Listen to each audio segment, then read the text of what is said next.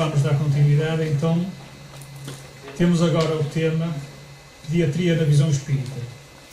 Temos como oradora também, já nossa conhecida da jornada anterior, a doutora Margarida Velho, mestrada integrada em Medicina pela Unidade de Santiago de Compostela, médica interna do ano comum, a exercer atividade no Hospital Dr.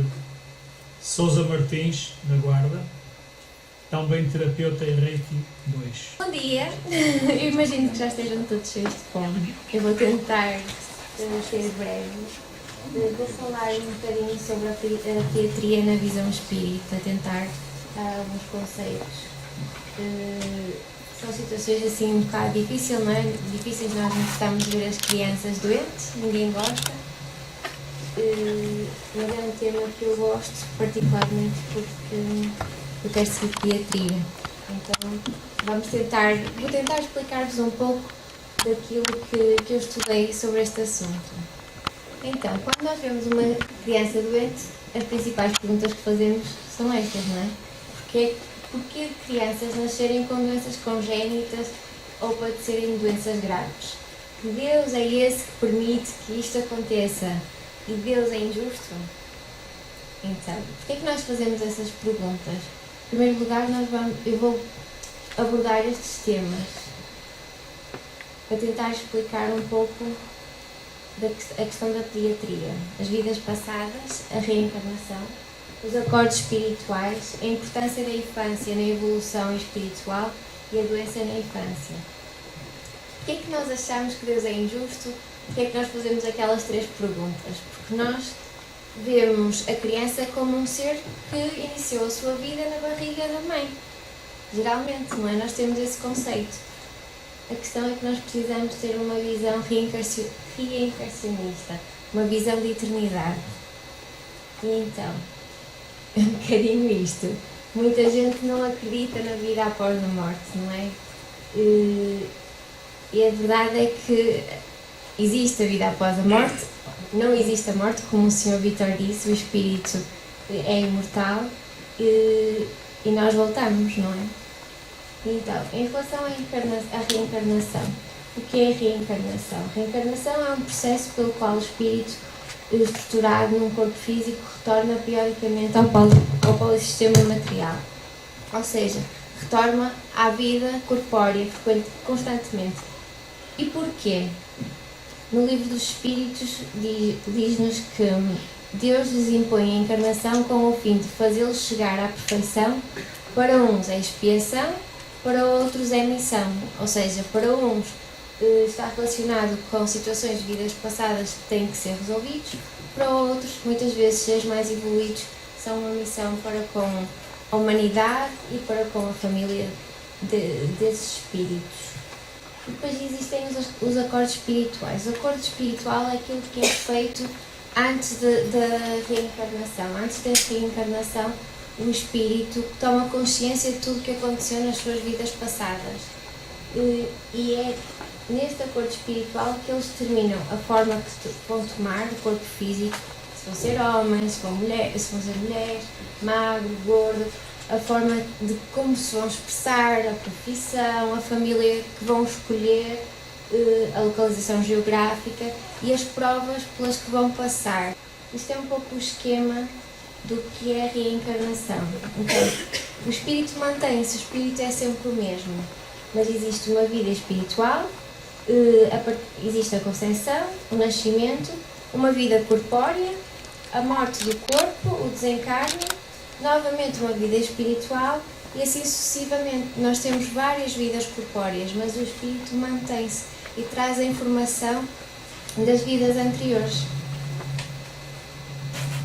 E quando é que começa o processo de reencarnação? Então, o espírito começa a ligar-se ao corpo no momento da concepção. Nesse momento, o espírito já sabe que irá reencarnar, já fez o acordo espiritual, já há toda a informação, liga-se ao corpo neste momento da concepção, inicia o processo de esquecimento. Este processo é extremamente importante.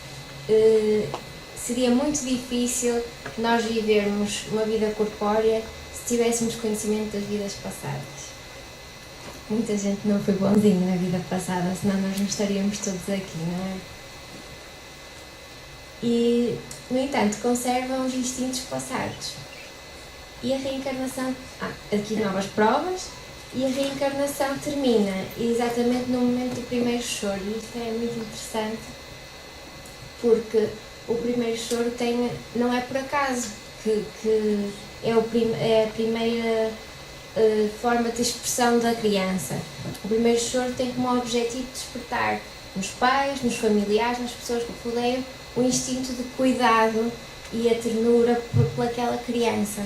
E então, porquê é que é importante o período de infância na evolução do espírito? O espírito está mais acessível ao aprendizado. No livro dos Espíritos diz-nos que os espíritos só entram na vida corporal para se aperfeiçoarem, para melhorarem a delicadeza da idade infantil, torna-os mais brandos, acessíveis aos conselhos da experiência e dos que devem fazê-los progredir. É nessa fase que se lhes pode reformar os caracteres e reprimir as más tendências. Tal o dever que Deus impôs aos pais, missão sagrada de que terão de dar conta. Por isso é que é muito importante também a função dos pais para a evolução destes espíritos. O espírito escolhe a família onde vai reencarnar. Assim, portanto, a infância não é só útil, é necessária, é indispensável, mas também consequência natural das leis de Deus, das leis que Deus estabeleceu e que regem o universo. A doutrina espírita vê a infância como um recomeço e uma nova oportunidade para a evolução do espírito. No entanto, algumas destas crianças nascem com graves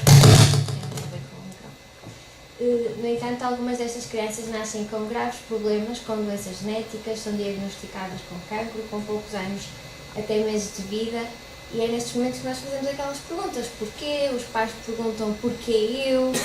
Porquê o meu filho? Nós vamos tentar dar algumas respostas. E eu gosto muito desta imagem.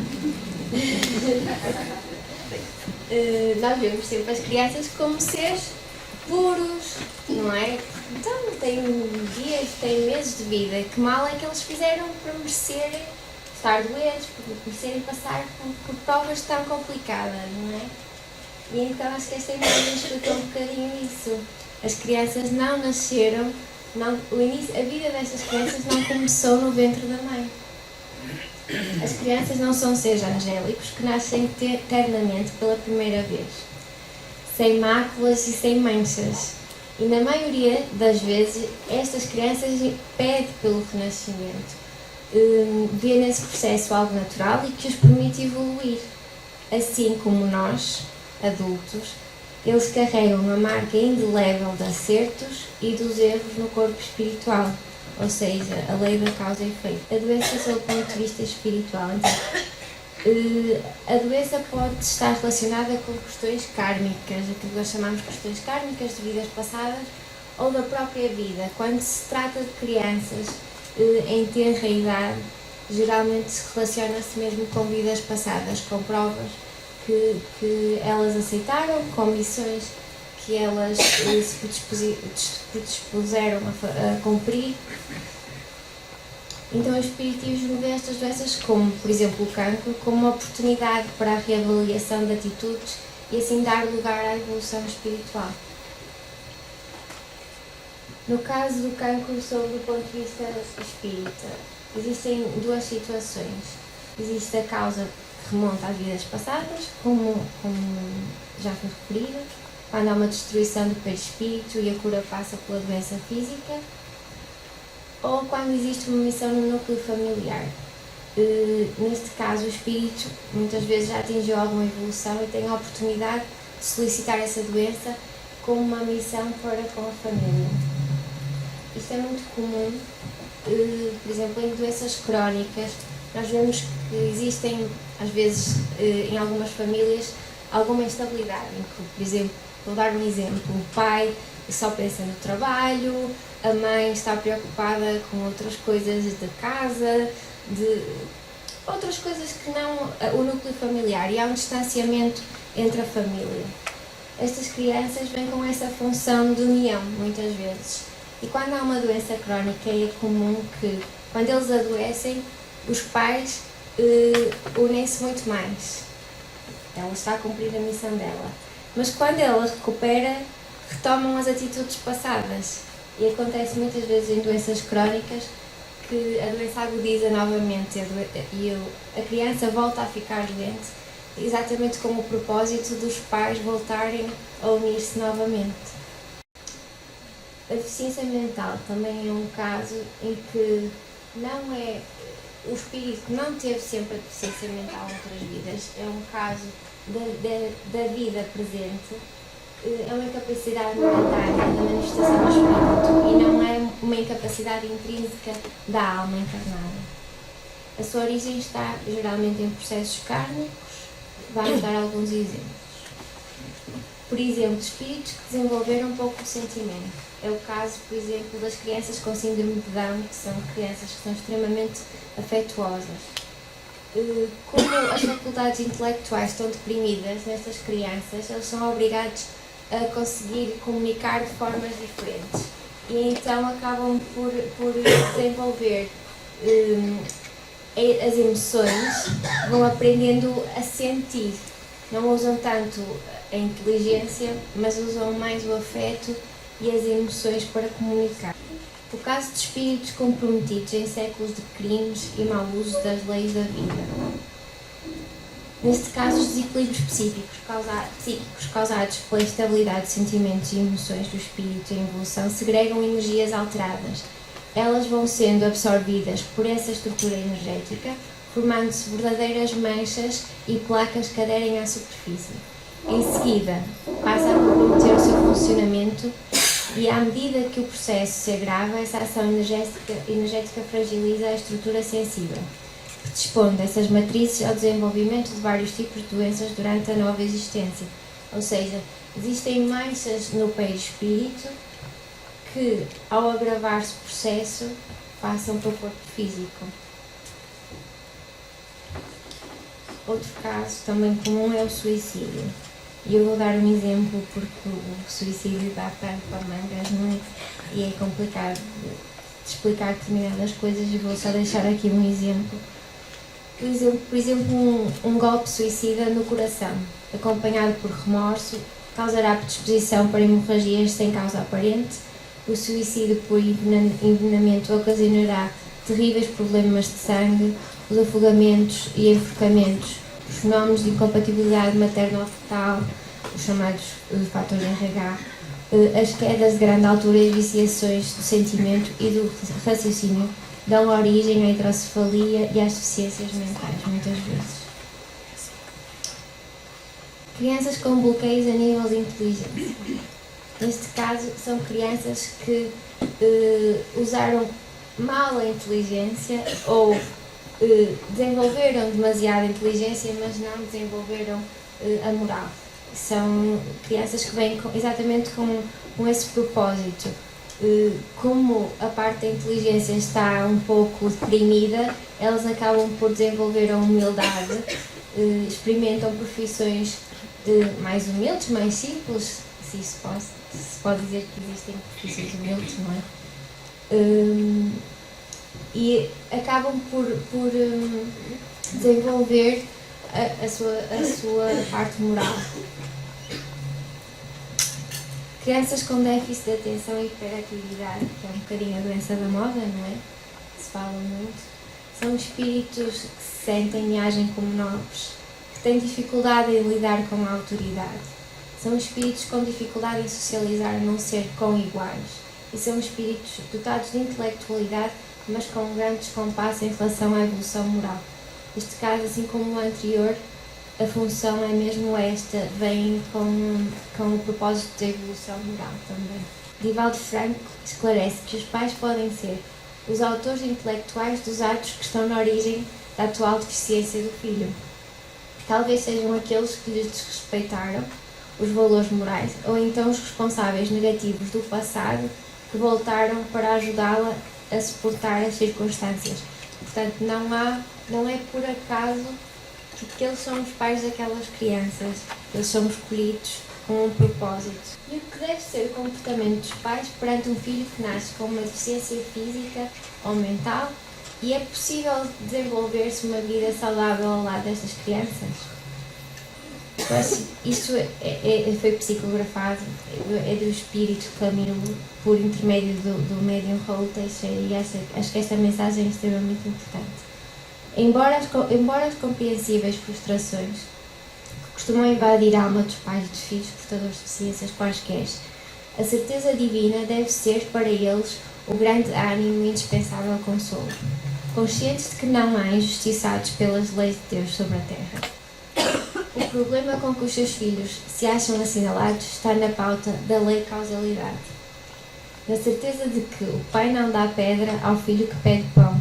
Reconhecerá que essas crianças renasceram sob seus cuidados paterno-maternais e porque eles os ajudaram na marcha dos equívocos, de múltiplas formas, ou porque prometeram no mundo espiritual dar-lhes amparo, orientação, mão amiga, a fim de atravessarem as estradas das expiações com real aproveitamento das limitações. Importante que esses pais, com filhos seriamente limitados, por isto profundamente dependentes de cuidados, se sensibilizem perante os filhinhos, carentes e muito amados, interpretando-os como pedras preciosas que o Criador colocou sobre seus cuidados, sobre seus desvelos, de modo a transformá-los em gemas rutilantes, valiosas, glorificando a vida. A vida junto aos filhos portadores de deficiência se mostrará tão normal quanto o permitirem a maturidade e a visão do mundo que tenham. Serão tão felizes quanto se sintam cooperadores de Deus, enquanto crescem a seu turno para o grande amanhã, quando se encontrarão em plenitude de saúde e harmonia com os filhos redimidos, sadios e felizes. E depois eu gosto muito desta frase. E acho que isto é um conselho para os pais, para os médicos e para todos nós. O melhor remédio é o amor e o carinho. E um dia alguém perguntou: e se não funcionar? O sábio sorriu e respondeu: aumenta a dose. E depois falámos um pouco sobre a morte na infância. O porquê de tão frequentemente a vida se interromper na infância. O Livro dos Espíritos diz-nos que a curta duração da vida da criança pode representar para o espírito que a animava o complemento da existência precedentemente interrompida antes do momento em que devera terminar a sua morte. Também não raro constitui provação ou expiação para os pais. E acho que o mais importante de tudo é relembrar-nos que Deus é amor. E acho que toda a gente percebeu que Deus não é injusto e que aquelas 3 perguntas iniciais perdem sentido depois de compreendermos que a vida não começa no ventre da mãe e todos nós estamos aqui porque queremos evoluir e essas crianças estão a receber uma nova oportunidade e Deus é justo. Obrigada.